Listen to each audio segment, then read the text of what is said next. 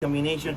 Every single He's rolling cigar cigars. size and weight is going to be different, and they're going to be placed right here in these molds.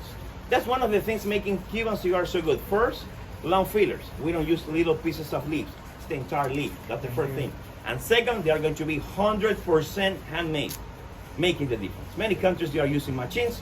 That's not providing the experience coming from these people so many generations that they can make a cigar perfect. When this is full, it's gonna be in just 1 minute, he's going to cover with the top over here, and they're going to be coming right here to the presses.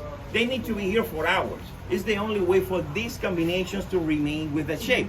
And then returning to the table will be the moment that I'm going to add the final leaf, the wrapper, the one you can see us over here outside. It's a very flexible leaf, and this one is the best for they to stretch to the maximum so they can provide this amazing look. Making my life so miserable to decide which is the one I'm gonna smoke today. Yes, this is the production of the afternoon. He started around 9 o'clock in the morning. So in a day, he can roll from the very scratch between 120 to 180 cigars. So every day, the average is 150. So help me a little bit with this.